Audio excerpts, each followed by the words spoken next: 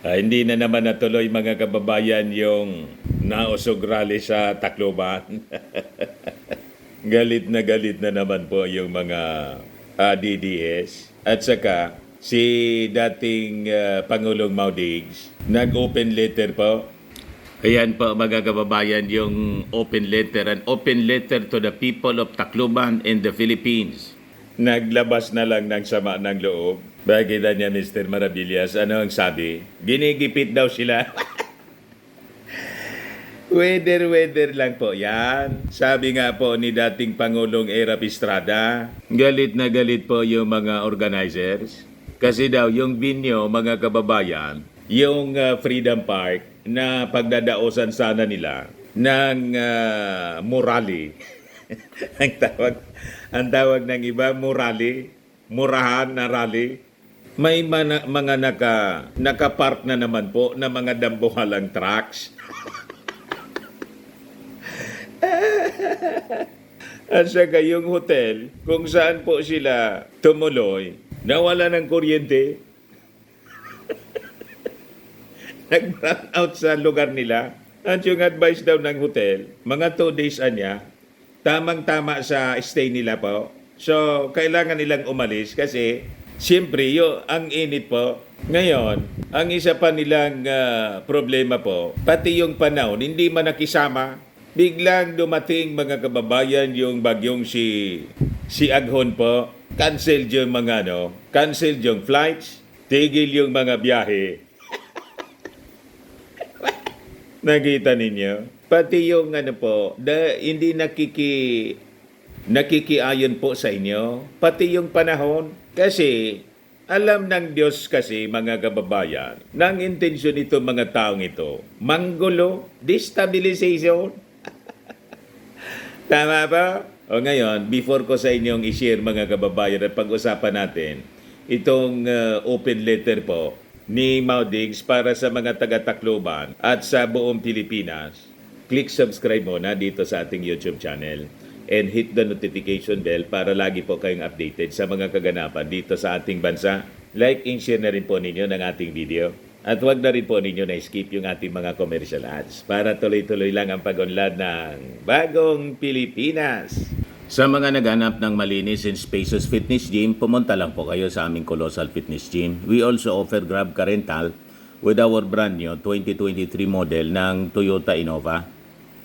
We also accept booking for those who are planning to travel via PAL, Cebu Pacific and other airline companies, local and international, and bills payment for Meralco Bills, PLDT, Aleco Bills, etc. Ang Colossal Fitness Gym is located at 3rd floor Security Bank Building, Landco Business Park, Legazpi City, Albay. For inquiries, look for Chilon Maravillas, contact number 0906-802-0949. Yan po yung aming Innova. Lagi na pong matao sa amin. Mga bagong clients po. Very colorful po yung aming gym. Napakalinis, napakaganda. Pati po mga foreigners, mga British tourists po siya dito sa amin. Na-set up na rin po yung aming mga brand new gym equipments. May treadmill na rin po kami. Yan yung mga colossal boys namin. Di ba?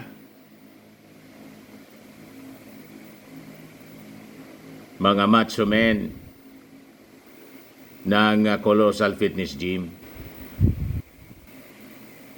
Ang gagwapo nila, mga kababayan, parang mga K-pop. Di ba? Ito naman po yung bago naming product na binibenta online, iGlow Serum, galing pong South Korea. Whitening po siya, tingnan ninyo yung epekto sa aking anak na architect entrepreneur. For inquiries, punta lang po kayo sa kanyang FB, Messenger, Riz Maravillas. Ito naman po, Firmax Firming and Lifting Cream, pinapahid po sa mga pulses and affected area. Mainam po ito mga kababayan sa mga pains at paninigas na mga kaso-kasuan. Ito naman po, Automax Radiant Serum. Sa mukha naman yung application. Anti-aging po siya. You will look 10 years younger than your age. Sa mga cancer patients naman po, baka lang gusto ninyo itong itry. Ning siya red mixed fruit drink. Hindi man po siya gamot, food supplement siya. Kaya lang, gawa siya mga kababayan sa goji berry. Yung goji berry may anti-cancer properties. O ngayon, yung mga inquiries ninyo, dumiritso na lang kayo sa aming messenger sa Facebook para masagot namin agad. Ayos pa? Ayos na ayos, Adya Mr. Maravillas. O, balikan natin yung kwento natin. O, yan po si Placido, isa sa mga organizers po ng nausog rally po sa Tacloban. Nanggagalaiti sila po kasi hindi na naman natuloy. Tanong matuloy po na masama yung panahon. Ang reklamo nila, yung dati, nire-restrict daw sila, ginigipit, at isa pang reklamo nila, walang pumapatol sa kanila daw na mga national television. Hindi man po interesado. Nagko-cover lang sa kanila yung SMNI at yung mga DDS vloggers. Yung ibang mga DDS vloggers po, hindi na rin nakarating. Siyempre, canceled yung flights. Canceled yung biyahe po. Masama yung panahon po. Pakinggan natin yung sinasabi mga kababayan ni Placido. Tayo ng napakaraming sundalo. Kukuha pa ba tayo ng mga kagamitan pandigma? Samantalang yung mga kababayan natin, idinadaan na lang sa kanta. Siyempre, kailangan i-secure yung area. Baka may magsamantala. Tulad noong panahon ng tatay ng ating Pangulong Bongbong Marcos, nagkaroon ng bombahan. Kaya na-declare po yung martial law. Yung mga bombings pala po na isinisisi sa Administrasyong Marcos Senior, kagagawa ng kalaban ng Marcos. Isinisi po. Tulad ng Plaza Miranda bombing, sila man lang pala, may nagsamantala para gatungan yung gulo. Alam na po ng ating administrasyon ngayon yung mga strategy. Kaya ang ginagawa po, preemptive actions. Ang intention po, destabilization. Hindi man nila tinatago yung intention. Gusto nilang lusobin na yung Palasyo Malacanang. Kaya sila nag-iikot sa buong Pilipinas, mga kababayan, para mangampanya, mag-gather ng support sa kanilang destabilization efforts. Ang ambisyon nila, iloklok si Inday bilang kapalit ng ating Pangulong Bongbong Marcos. Hindi na patapusin yung ating Pangulo. Gustong itulad kay Erap. Ayaan ba kayo niyan ng ating gobyerno? Yan ang ginangalngal mga kababayan nitong leader nilang si Placido. Tuloy natin yung sinasabi niya. Nangakong 20 pesos na bigas. Naghanap ng 20 pesos na bigas pa? Ang ginagawa po nila puro superficial No? Katulad nung may sinasabi, pabababain ng 30 pesos. Pero yan hindi pa matagalan yan. Bakit po ano nangyayari? Tumulong kasi kayo sa pagbungkal ng lupa. Ang ginagawa ninyo, panggugulo. Yung tatay ninyo, si Maudigs, hindi nga 20 pesos yung promise, 7 pesos per kilo. O bakit hindi kayo, hindi ninyo inahanapan? Yan siya, Official Gazette. Rodrigo Roa Duterte Third State of the Nation Address, July 23, 2018. Ayan po. We're also working on long-term solutions on top of this agenda to lower the price of rice. We need to switch from the current quota system in importing rice to tariff system where rice can be imported more freely. This will give us additional resources for our farmers, reduce price of rice by up to 7 pesos per kilo, and lower inflation significantly. I ask Congress to prioritize this crucial reform, which I have certified as urgent today. Kaya walang maniwala sa inyo.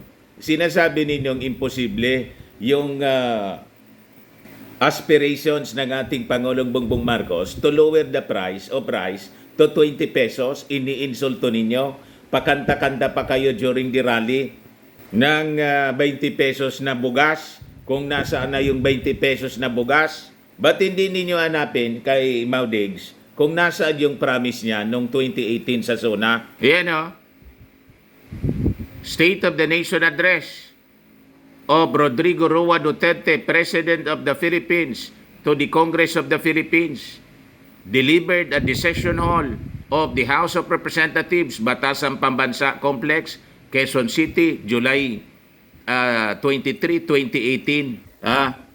Para scroll ko para alam ng ating mga mamamayang Filipino na ayan o, mas matindi yung promise. Sa SUNA mismo ginawa ni Maudig, 7 pesos per kilo. Yan o, 7 pesos per kilo. Natapos yung 6 years term ni Maudigs. Natupad. Di ba hindi? O ngayon, magto 2 years pa lang yung ating Pangulong Bongbong Marcos. May 29 pesos na. Malapit na sa 20 pesos. Galit kayo, gusto ninyong palitan at iluklok si Inday. Kaya walang maniwala sa inyo po. Kasi yung mga akusasyon ninyo po, yung mga issue ninyo, walang base. Si Maudigs, yung rineraise niyang issue, yung extension daw ng term of office ng mga local officials, pati ng presidente, yung tsa-tsa. Wala man pong ganon. In your imagination lang, ituloy natin yung mga balok-bagi po, mga baseless accusations nitong mga organizers ng nausog. Ang nangyayari po, ang ating mga lupain na talagang design po yan sa sakahan, no? Hindi ho nagagamit.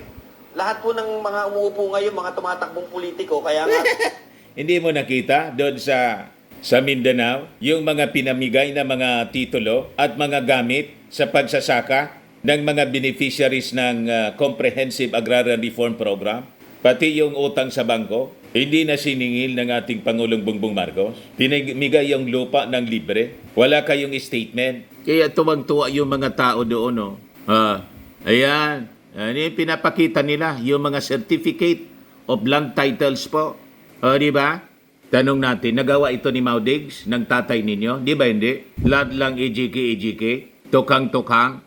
Pinangunahan ni Pangulong Ferdinand Romualdez Marcos Jr. ang pagbibigay ng mahigit 4,900 Certificate of Land Ownership Award at i-title sa Agrarian Reform Beneficiaries mula sa Zamboanga del Norte, Zamboanga del Sur at Zamboanga Sibugay sa seremonya sa Tibulog City ngayong Mayo 24 na mahagi rin ang pamalaan ng mga pang-agrikulturang kagamitan na bahagi ng mga proyekto ng gobyerno para mapataas ang supply ng iba't ibang agricultural products. Ayan ang totoong rally po. PBBM rallies key agencies to back faster distribution of lands to Sambo farmers. Kayo, destabilization rally ang ginagawa ninyo. Pinipirwisyo ninyo yung gobyerno nagtatrabaho at totoong naglilingkod sa ating mga mamamayang Filipino at may respeto sa human rights. Yan po yung ating Pangulo. Kandakuba po sa pagtatrabaho.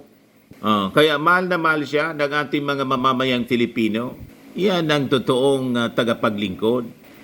Yan sabi ng ating Pangulo, PBBM, Farmers Welfare, a priority in Bagong Pilipinas.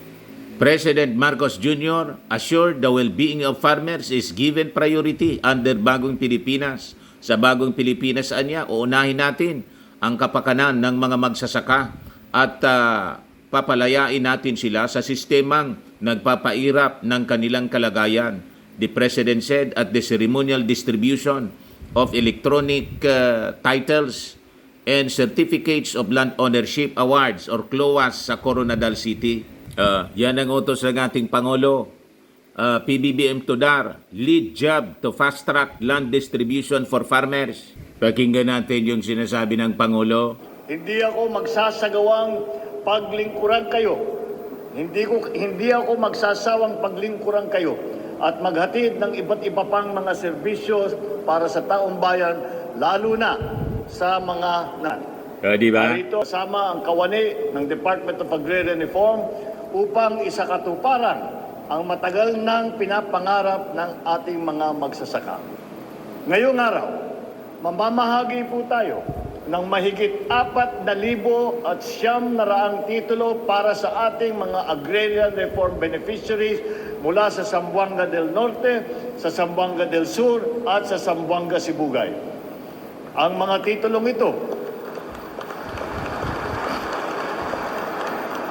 titulong ito ay sumasaklaw sa mahigit 7,000 hektarya ng lupang pagsasakahan. Grabe po. Ngayong pong pagmamayari na ninyo ang mga lupaing ito, nawa ay mas lalo pa ninyong mapagyaman ang inyong mga sakahan. At upang masiguro na mas magiging produktibo ang pag-aaring ito, nagbibigay din kami ng ilang makinarya, kagamitan na nagkakahalaga ng mahigit 15 milyong piso. Matindi po. Napapaloob po ito sa 30 taksang proyekto Nagawa ni na Mau tulad Diggs, ng di ba hindi? Sustainable Life Project para sa rice and vegetable production, yung major crop block farming, ang chicken egg production at iba pa. Ang lahat na ito ay naglalayong gawing mas masagana ang inyong mga sakahan. Mapagaan ang inyong paghahanap buhay at mapabuti ang antas ng pamumuhay ninyo at ng inyong mga pamilya. Yan nang ang ako pagsusumikap ay ng ating Pangulo. nakapagpili na tayo ng mahigit 8,000 at 300 na titulo na sumasaklaw sa mahigit 12,000 hektarya ng lupain dito sa inyong region. Palalawigin pa natin ito, hindi lamang dito sa Zamboanga, kung hindi maging sa iba pang sulok ng bansa upang mas marami na benepisyaryo ang makinabang dito. Umaasa po ako na ang mga titulo o CLOA at tulong na aming pinagkakaloob ay magsisilbing inspirasyon sa inyong at sa paggaganap ninyo ng mahahalagang tungkulin sa pagsiguro ng supply ng pagkain para sa ating mga kababayan. Ito rin po, sana ay maghimok sa inyong mga anak at sa kanilang pang magiging anak na ipagpatuloy ang marangal na propesyon ng pagsasaka dahil sila po ang pag-asa ng sunod na henerasyon. Para po sa kaalaman ng lahat, higit sa mga report na natatanggap ko sa aking opisina, mas gusto ko na makita ko talaga ng personal ang bunga ng ating mga plano, inisyatiba at proyekto. Gusto kong masaksihan mismo ang tamang pagpapatupad ng ating mga kagawaran at lokal na pamahalaan, mga programa ng Kaya gobyerno. nag-iikot siya at mismo. makasiguro na napapakinabangan ito ng ating mga kababayan. Yan po talaga ang hangarin at dalangin ko para sa bawat pamilyang Pilipino. Ang magkaroon ng produktibo, maginhawa at mapayapang pamumuhay. Makakamit po natin ito kung tayong lahat ay magtulungan at pinagbubuklod ng isang layunin. Kaya naman po ay pinapaabot ko rin ang aking taus-pusong pagkilala sa pagsisikap ng mga ahensya ng gobyerno na walang humpay na paglilingkod sa ating sambayanan. Sa ating mga dar, na palagay ko, kung yung kalihim ninyo hindi natutulog, masalo pa kayong sigurong hindi natutulog, hindi na rin kumakain dahil naghahabol talaga kami. At ang instruction ko sa kanila, dapat matapos natin yung labis sa 1 milyon na titulo na maibigay natin bago ako matapos ng termino ko.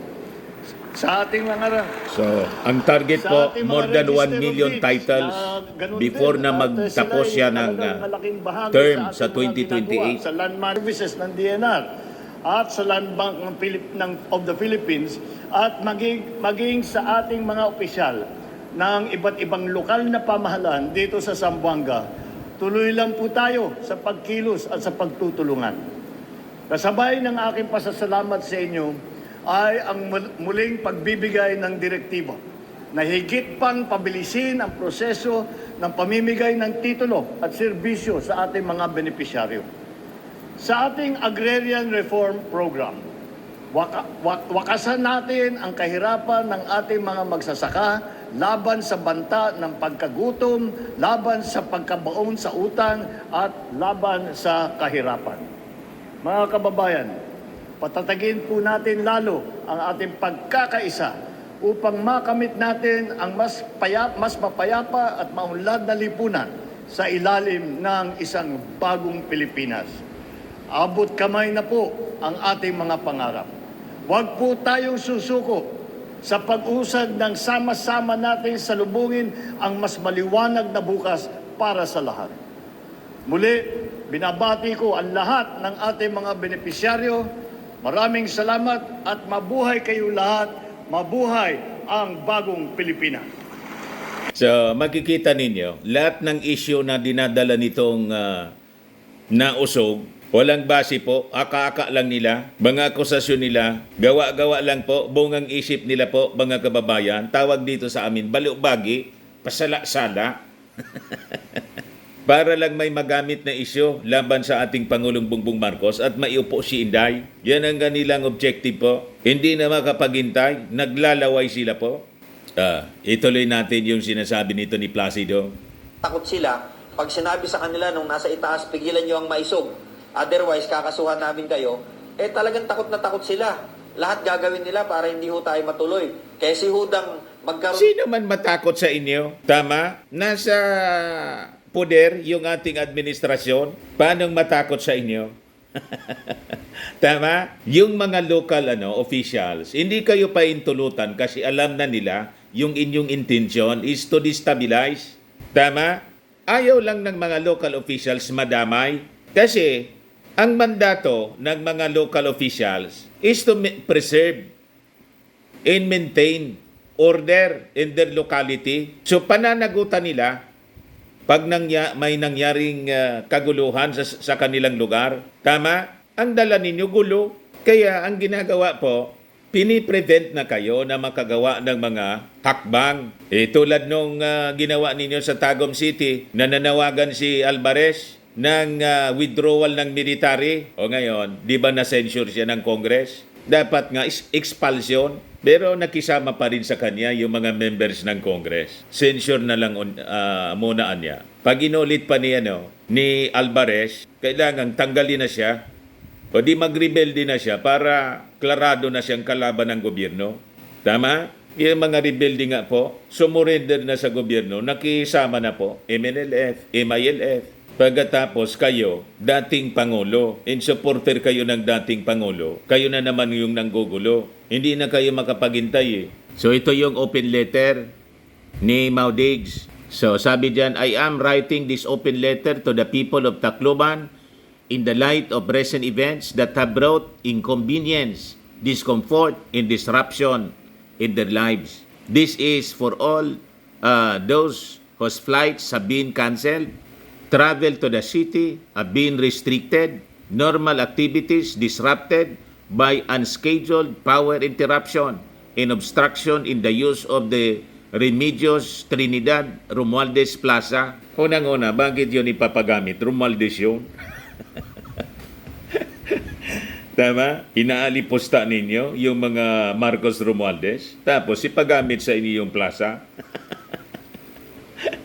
Di ba? Sabihin ninyo, hindi man yon personal na pera yung pinagawa. Sa inyo ba, personal din ninyo yon? Public yon. Sabihin ninyo, party kayo ng public. Party nga kayo ng public. Kayo yung party ng public na nanggugulo. Yung kabuang public po, the whole Filipino nations, 31 million plus. Gusto yung ating Pangulong Bongbong Marcos na makapaglingkod ng mapayapa. Tapos ginugulo ninyo, iyan niya Mr. Maravillas, yung boto ni Inday, 32 million. Yung 31 million yon Marcos supporters. Yung excess lang po, yun ang Duterte. So majority rule po. Nasa minority po kayo Kaya hindi kayo invite ng maraming tao kasi inis na sa inyo. Sa kayong cancellation ng flights dahil yon sa bagyong si Aghon. Alangan man paintulutan yung flights para madisgrasya. Pasalamat nga kayo, kinancel para sa safety ninyo. Kung may maaksidente, may mamatay, nakita ninyo yung turbulence lang nga doon sa Singapore Airlines po, may isang namatay, walang bagyo yon.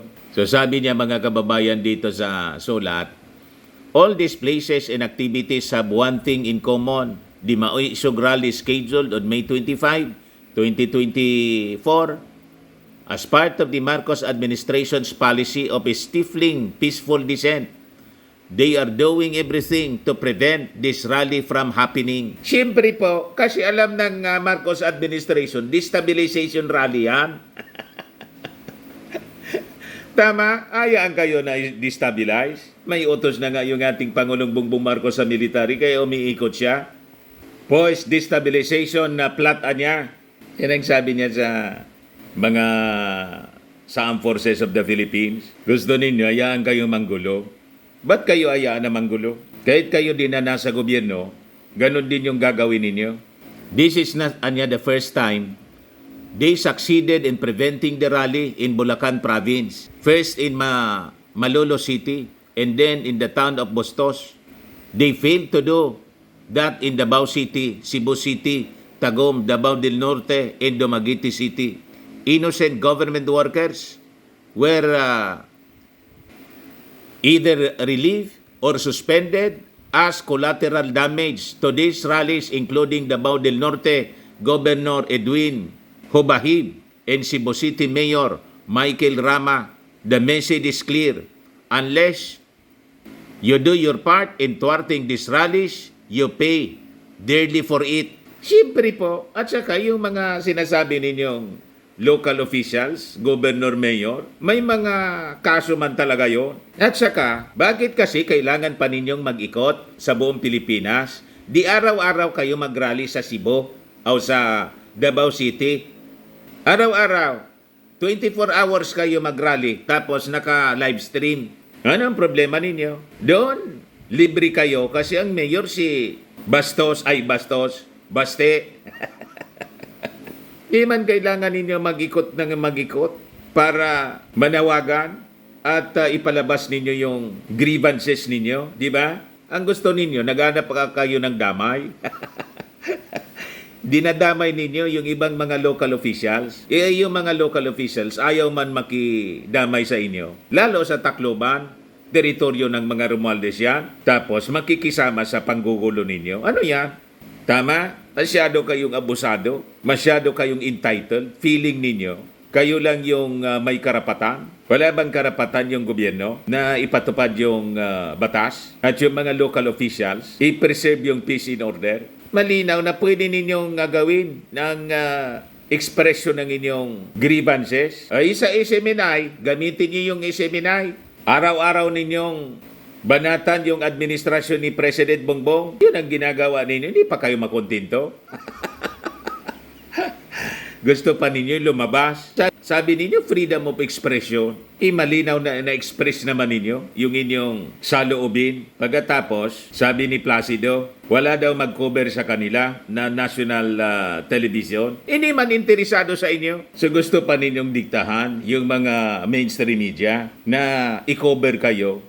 Ang mainstream media po, kasi galing ako sa mainstream media, kino-cover nila yung mga events na gusto nilang i-cover. Depende kung sa tingin nila, based sa kanilang evaluation po, makakatulong sa pagunlad ng bansa at saka kung interesado yung mga viewers nila. Yun ang kino-cover nila. Kasi ba't ka magko-cover ng isang kwento na wala mang interesado? O kung may interesado man, imbis makatulong, makasira pa. Tama? So hindi nila yun i-cover. Tulad ninyo, sa tingin ng mainstream media, hindi kailangan, hindi man makatulong, paggugulo lang kayo. So hindi nila bibigyan kayo ng airtime. Hindi man sila kumbinsido sa kausa na inyo pong ipinaglalaban kasi balo-bagi nga, gawa-gawa lang, pasala-sala. Sabi diyan, if only I would be the only one who will be made to suffer, I would not hesitate to stop getting the message across to the people of Tacloban and the rest of the country. All you know that is not the case.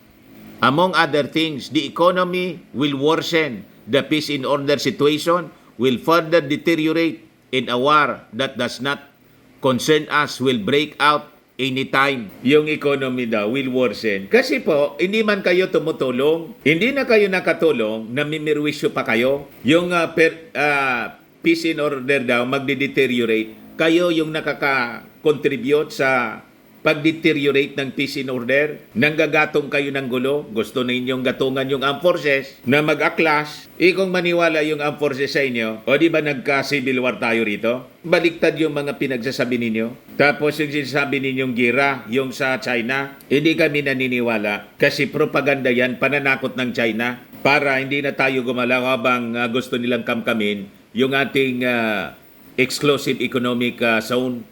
Huwag kami maudigs. Kaya nga pinapaimbestiga yung secret deal mo. Kasi yun ang rason kung bakit na-embolden yung China. Bawal yung pinasok ninyong kasunduan. Sinubo ninyo yung soberenya ng ating bansa. Sabi diyan, worse, the success of the plot to amend the Constitution to lift the term limits of the one sitting in Malacanang will ensure not only perpetuation of power of one family, but the rape of democracy that this administration has unleashed on the nation. Wala man pong ganon, mga kababayan. Yung mga senador, inupuan yung tsatsa. Economic tsatsa lang nga yun, mga kababayan. Walang politika. Kung may gustong political amendment po, kaalyado niya si Robin Padilla. You see, nang ikodita po yung Senate presidency, tinanggal yung Senate President si Mig Zubiri, ang bumoto po para sa kodita, majority, kaalyado niya. Kaalyado po ni Maudigs, pati si Chis Escudero po. So walang katotohanan, baseless po yung mga pinagsasabi nila. Si Bato kasama sa pumirma, tapos iyak-iyak siya, kasama pala siya sa nagkodita kay Mig Zubiri. Niyakap-yakap pa yung asawa. Siyak si si Migs. So walang base po itong mga pinagsasabi ni Maudigs. That I cannot allow to happen. I will continue to speak even if my own life is at stake. I do not like the way oppressed Filipinos are being treated now. They are oppressed and have no one to turn to. Ang nag-oppress sa atin, yung China, na naninindigan, tumatayo, nakikipaglaban ang ating Pangulong Bongbong Marcos. Ngayon, what about si Maudigs po? Tumayo, di ba bumahag yung buntot? Yung buti pa, yung mga participants doon sa atin ito regata sa West Philippine Sea, kahit maraming kababayan doon, natuloy po sila at hindi natakot. Si Maudigs, kumusta yung jet ski? Di ba? Sabihin niya, bro, hahaman lang niya yon, pang politika. Hindi man nga anya ako marunong lumangoy.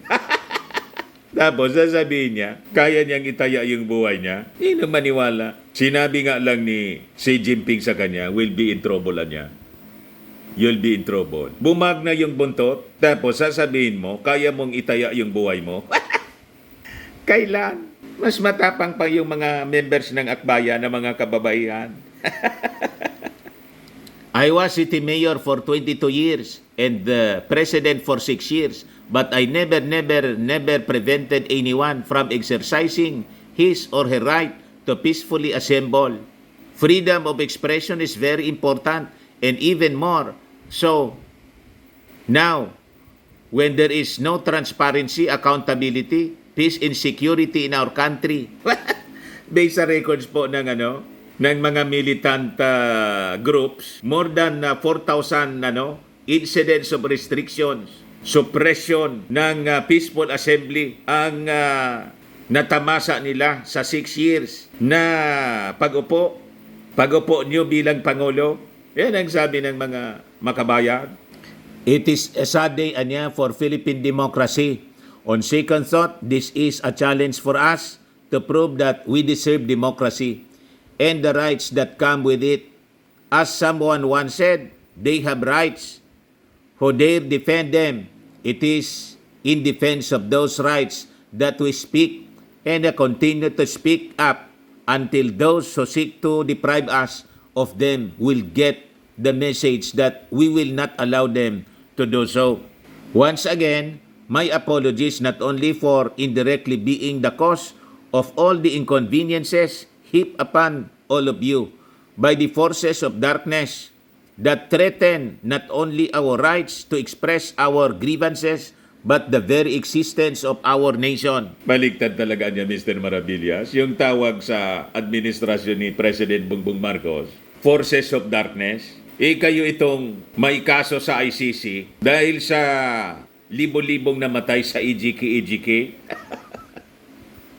Iniimbestiga na nga ngayon ng Kongreso. Baliktad yung ating Pangulong Bongbong Marcos, wala mang ganyang records po. At wala kang marinig na masasamang salita mula sa kanyang bibig. Kayo itong mura ng mura at nanggugulo. Tapos, pati nga simbahan, pinagmumura ninyo, pati yung Santo Papa. Tapos, ang tawag ninyo sa administrasyong Bongbong, Forces of Darkness.